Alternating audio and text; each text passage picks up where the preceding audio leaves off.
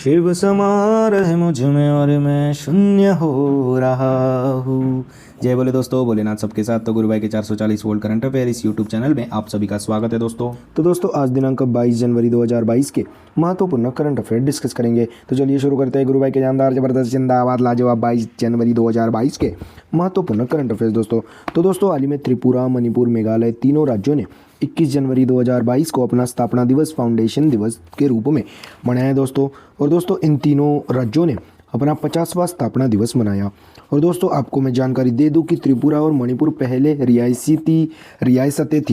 रियासतें थी पर अक्टूबर 1994 में भारतीय संघ में त्रिपुरा और मणिपुर का विलय कर दिया गया था। लेकिन मेघालय पहले असम का हिस्सा था, फिर असम से अलग होकर मेघालय एक स्वतंत्र राज्य बना।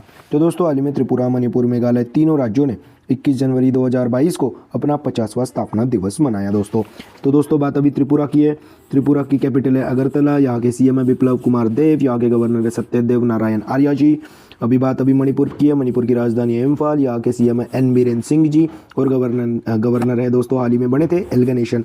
और दोस्तों बात अभी मेघालय की है। मेघालय की राजधानी शिलोंग है, सीएम है कॉनरेड के संगमा, गवर्नर है सत्यपाल मलिक। तो दोस्तों हाल ही में त्रिपुरा, मणिपुर, मेघालय तीनों राज्यों ने 21 जनवरी 2022 को अपना 50वां स्थापना दिवस मनाया दोस्तों। नेक्स्ट पे चलते हैं। हाल ही में चाइना देश ने 2022 की पहली ब्रिक्स शेरपा बैठक की अध्यक्षता की। तो दोस्तों 18 जनवरी से 19 जनवरी 2022 में पहली ब्रिक्स शेरपा बैठक की होस्टिंग चाइना देश ने की है दोस्तों। और दोस्तों 2022 की ब्रिक्स की अध्यक्षता चाइना के पास है। मतलब इस साल ब्रिक्स की जितनी भी मीटिंग्स होंगी वह चाइना में ही होंगी दोस्तों। और दोस्तों 2021 में भारत के पास थी दोस्तों ब्रिक्स की अध्यक्षता। और दोस्तों 2023 में साउथ अफ्रीका करेगा ब्रिक्स की मेज़बानी। तो दोस्तों ब्रिक्स शेरपा मीटिंग मतलब क्या होता है? तो दोस्तों किसी भी देश की तरफ से कोई भी व्यक्ति जो उस मीटिंग को अटेंड कर रहा है, जैसे कि भारत की ओर से जो प्रतिनिधि जाएगा उसे शेरपा कहा जाता है। और दोस्तों अभी 2010 में ही साउथ अफ्रीका जुड़ा है दोस्तों ब्रिक्स में। ब्रिक्स बैंक को ही अपन न्यू डेवलपमेंट बैंक कहते हैं दोस्तों। और दोस्तों अभी न्यू डेवलपमेंट बैंक में 2021 में 4 नए मेंबर जुड़े थे, यूएई, उरुग्वे, बांग्लादेश, इजिप्ट। यह 4 देश अभी 2021 में ही न्यू डेवलपमेंट बैंक में जुड़े थे दोस्तों। और दोस्तों समिट्स की अध्यक्षता के बारे में आपको बता दूं तो दोस्तों 2021 की आसियान की मेज़बानी ब्रुनेई कर रहा है। और दोस्तों G20 के बारे में बात करते हैं तो 2021 की मेज़बानी इटली ने की थी, 2022 की इंडोनेशिया करेगा, 2023 की अपना देश भारत करेगा। और दोस्तों G7 की बात है, 2021 की यूनाइटेड किंगडम ने की थी, 2022 की मेज़बानी G7 की जर्मनी करेगा।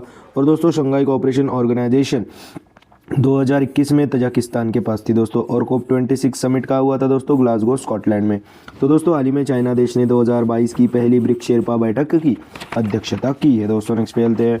तो दोस्तों हाल ही में इंडोनेशिया देश ने अपनी राजधानी को नुसंतारा में बदलने का निर्णय लिया है।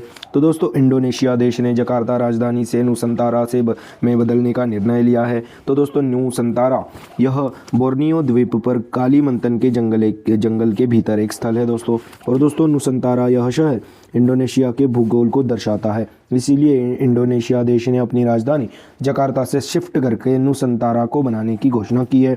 और दोस्तों नुसंतारा यह अंतर्राष्ट्रीय स्तर पर भी प्रतिष्ठित है दोस्तों।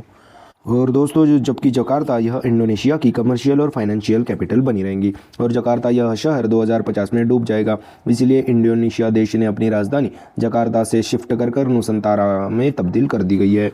और दोस्तों हाल ही में भारत G20 तुर्किया में शामिल हुआ था। इसी के साथ अब 3 मेंबर है दोस्तों G20 तुर्किया में, जो कि इंडोनेशिया, इटली और भारत बने हैं दोस्तों G20 की में शामिल होने वाले। और दोस्तों कैपिटल बदलने से मेरे को याद आया कुछ। तो हाल ही में कजाकिस्तान की कैपिटल का नाम दोस्तों बदल दिया गया था, जबकि पहली कैपिटल का नाम था दोस्तों अस्ताना का नाम बदलकर नूर सुल्तान कर दिया गया था। तो दोस्तों हाल ही में इंडोनेशिया देश ने अपनी राजधानी को नुसंतारा में बदलने की घोषणा की है दोस्तों। तो दोस्तों बात अभी इंडोनेशिया की करेंसी इंडोनेशियन रुपीज़। प्रेसिडेंट है जोको विडोडो। और दोस्तों अपन इंडोनेशिया के साथ कौन कौन सी एक्सरसाइज करते हैं? तो समुद्र शक्ति, गरुड़ शक्ति, यह एक्सरसाइज अपन इंडोनेशिया के साथ करते हैं दोस्तों। नेक्स्ट पे चलते हैं।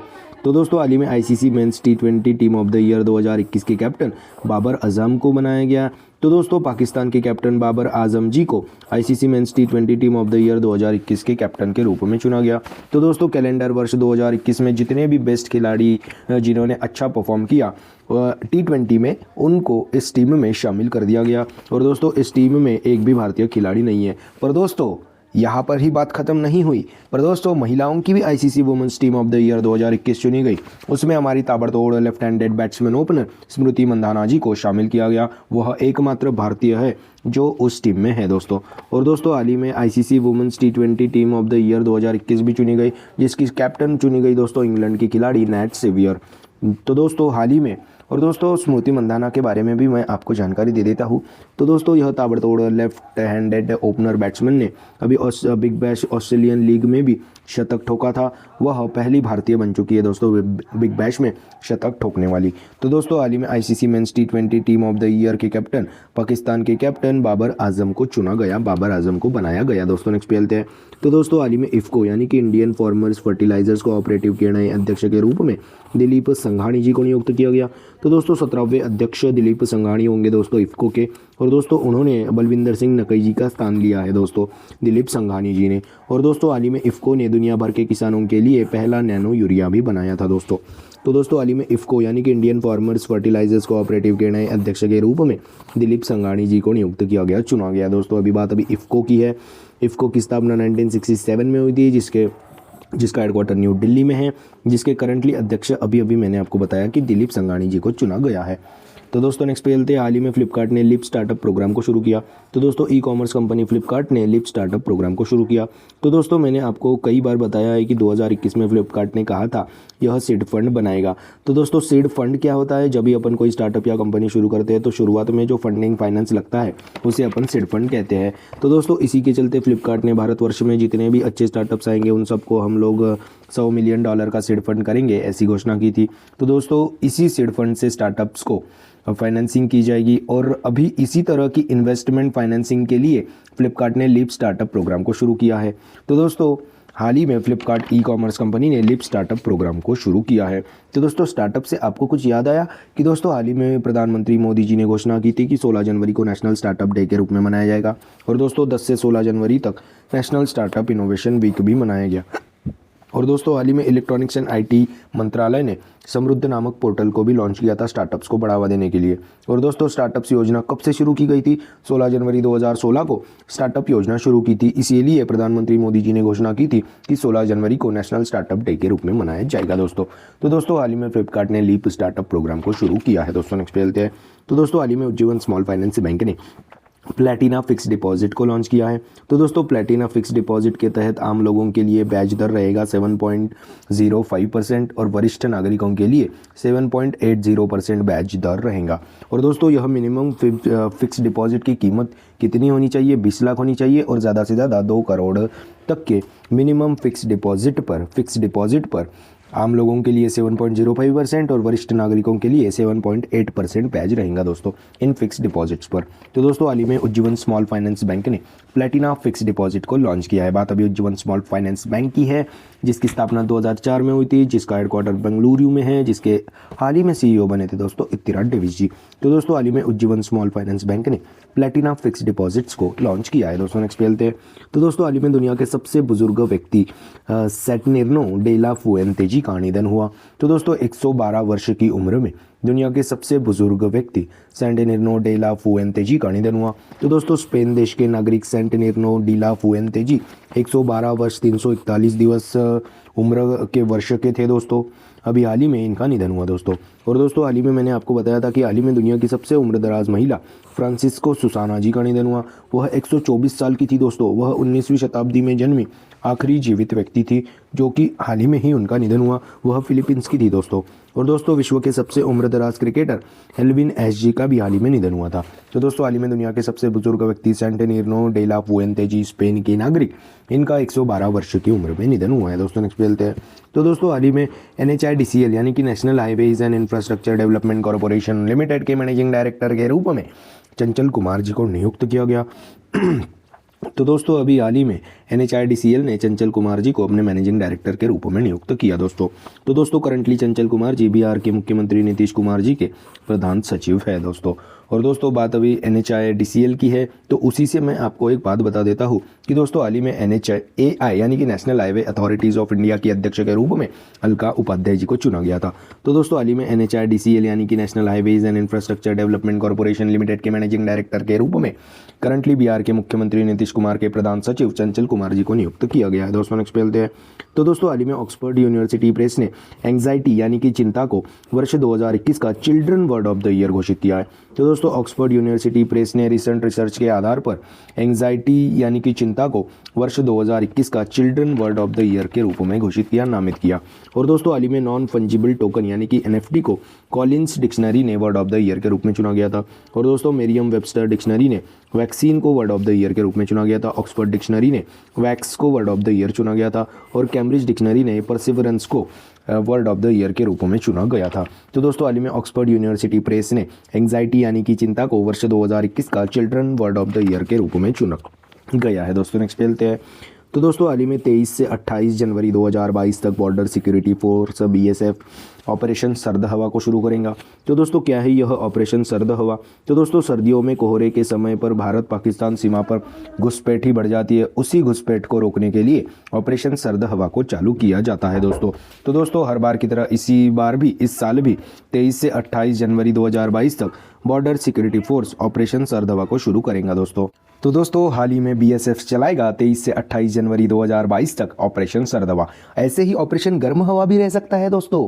तो दोस्तों ऑपरेशन गर्म हवा भी BSF द्वारा गर्मियों के दौरान चलाया जाता है, जबकि घुसपैठी ज़्यादा ही उधर से इधर आते जाते रहते हैं, उनको पकड़ने, उनको धर दबोचने यह ऑपरेशन सर्द हवा को शुरू करेगा दोस्तों बॉर्डर सिक्योरिटी फोर्स। तो दोस्तों हाल ही में 23 से 28 जनवरी 2022 तक बॉर्डर सिक्योरिटी फोर्स ऑपरेशन सर्द हवा को शुरू करेगा। तो दोस्तों हाल ही में Pankaj Kumar Singh ji border security force के अध्यक्ष चुने गए थे। तो दोस्तों हाल ही में 23 से 28 जनवरी 2022 तक बॉर्डर सिक्योरिटी फोर्स ऑपरेशन सर्द हवा को शुरू करेगा। और दोस्तों हाल ही में 1 दिसंबर 2021 को BSF ने अपना 57वां स्थापना दिवस मनाया दोस्तों। नेक्स्ट पे चलते हैं। हाल ही में इंडिया रेटिंग्स एंड रिसर्च ने वित्तीय वर्ष फाइनेंशियल ईयर 2022-23 के लिए भारत की GDP ग्रोथ रेट 7.6% रहने का अनुमान लगाया है। तो दोस्तों फिच ग्रुप की पूर्ण स्वामित्व वाली company India ratings and research ने फाइनेंशियल ईयर वित्तीय वर्ष 2022-23 के लिए भारत की GDP ग्रोथ रेट 7.6% रहने का अनुमान लगाया है दोस्तों। तो दोस्तों यह थे 22 जनवरी 2022 के महत्वपूर्ण करंट अफेयर्स दोस्तों। तो दोस्तों आज अपन क्या पढ़े उसकी एक बार रिवीजन कर लेते हैं। तो दोस्तों हाल ही में त्रिपुरा, मणिपुर, मेघालय तीनों राज्यों ने 21 जनवरी 2022 को अपना 50वां स्थापना दिवस मनाया। और दोस्तों हाल ही में चाइना देश ने 2022 की पहली ब्रिक्स शेरपा बैठक की अध्यक्षता की। हाल ही में इंडोनेशिया देश ने अपनी राजधानी को जकार्ता से बदलकर नुसंतारा में बदलने का निर्णय लिया है। हाल ही में ICC men's T20 team of the year के कप्तान के रूप में पाकिस्तान के कैप्टन बाबर आजम जी को नियुक्त चुना गया। हाल ही में IFFCO यानी कि इंडियन फार्मर्स फर्टिलाइजर्स कोऑपरेटिव के नए अध्यक्ष के रूप में दिलीप संघानी जी को नियुक्त किया गया। हाल ही में फ्लिपकार्ट ने लीप स्टार्टअप प्रोग्राम को शुरू किया। हाल ही में उज्जीवन स्मॉल फाइनेंस बैंक ने प्लेटिना फिक्स डिपॉजिट्स को लॉन्च किया। और दोस्तों हाल ही में दुनिया के सबसे बुजुर्ग व्यक्ति सैटर्नो डे ला फुएंते जी का निधन हुआ 112 वर्ष 341 दिवस की उम्र में, जो कि स्पेन के नागरिक थे दोस्तों। और दोस्तों हाल ही में NHIDCL यानी कि national highways and infrastructure development corporation limited के नए मैनेजिंग डायरेक्टर के रूप में चंचल कुमार जी को नियुक्त किया गया। हाल ही में ऑक्सफोर्ड यूनिवर्सिटी प्रेस ने एंग्जाइटी यानी कि चिंता को वर्ष 2021 का children word of the year के रूप में घोषित किया गया, नामित किया। और दोस्तों हाल ही में 23 से 28 जनवरी 2022 तक बॉर्डर सिक्योरिटी फोर्स BSF ने ऑपरेशन सर्द हवा को शुरू किया। और दोस्तों हाल ही में इंडिया रेटिंग्स एंड रिसर्च ने वित्तीय वर्ष फाइनेंशियल ईयर 2022-23 के लिए भारत की GDP ग्रोथ रेट 7.6% रहने का अनुमान लगाया है दोस्तों। तो दोस्तों यह थे 22 जनवरी 2022 के महत्वपूर्ण करंट अफेयर्स। आशा करता हूँ आपको पसंद आए होंगे दोस्तों आज के करंट अफेयर। अगर पसंद आए होंगे तो दोस्तों लाइक कर दीजिए, कमेंट कर दीजिए। और दोस्तों ऐसे ही day to day current affair, उनकी रिवीजन क्लासेस और जनरल नॉलेज क्लासेस पाने के लिए गुरु भाई के 440 वोल्ट करंट अफेयर इस चैनल को सब्सक्राइब कीजिए, फॉलो कीजिए। और one liner current affair PDF पाने के लिए हमारे टेलीग्राम चैनल को फॉलो कीजिए। Link is in the description box below. This is Guru Bhai signing off. Jaishankar महाराज दोस्तों, जय बोले।